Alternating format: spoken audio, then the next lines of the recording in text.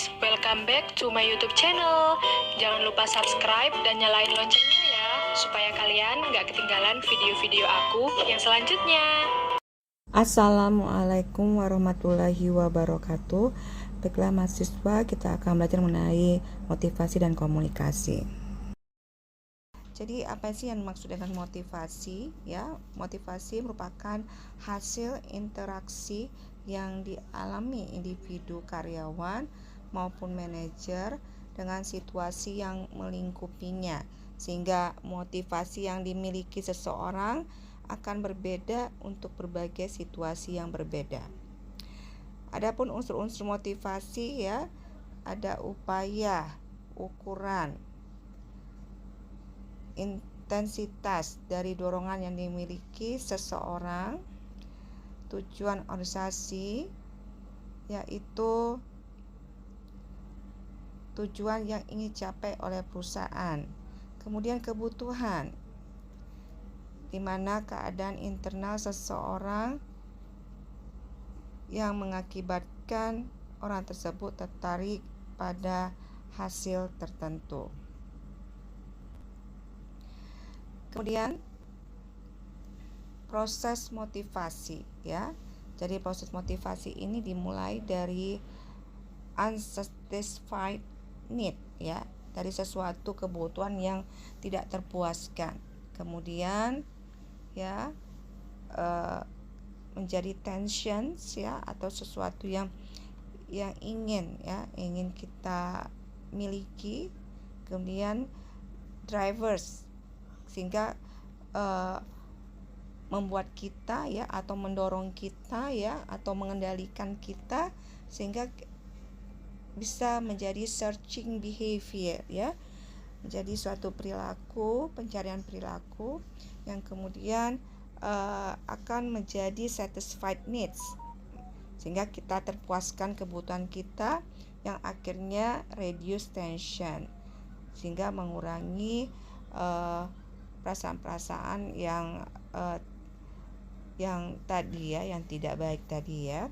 Nah itu. Kemudian komunikasi.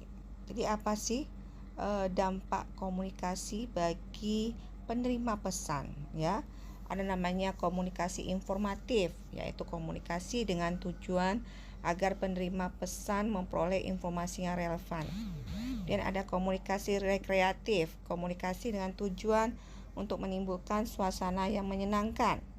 Dan terakhir ada komunikasi persuasif, komunikasi dengan tujuan membujuk penerima pesan untuk melakukan atau tidak melakukan sesuatu.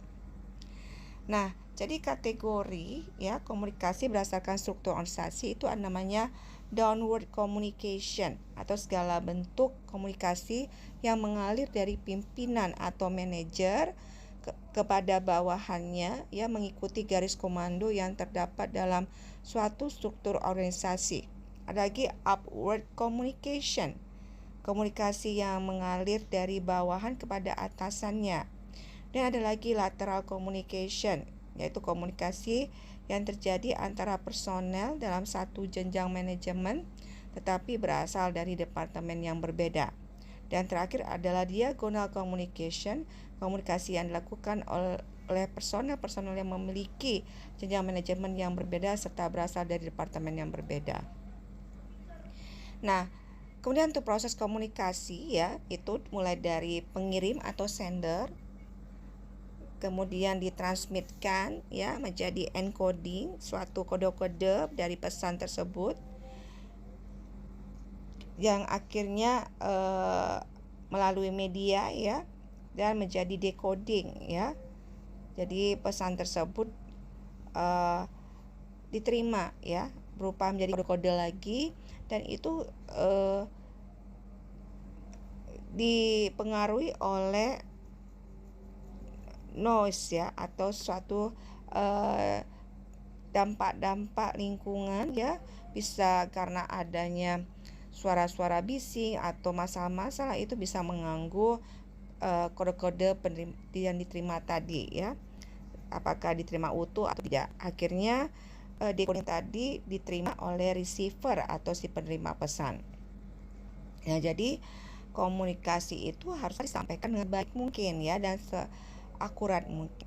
Baiklah, itu saja materi yang ini sampaikan. Semoga bisa bermanfaat. Akhir kata saya ucapkan wabillahi taufiq wal hidayah. Wassalamualaikum warahmatullahi wabarakatuh.